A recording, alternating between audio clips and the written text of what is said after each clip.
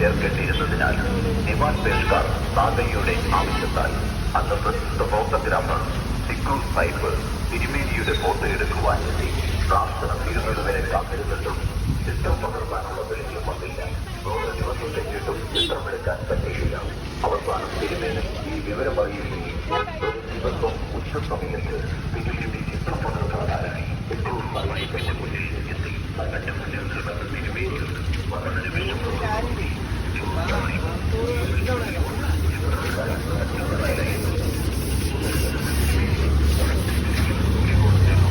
തന്റെ കയ്യിലുള്ള സ്ലീപ്പർ കൊണ്ട് പ്രതികൂല കാലാവസ്ഥയെ അനുകൂല അന്തരീക്ഷത്തിലാക്കി ചിത്രം പൂർത്തീകരിച്ചു.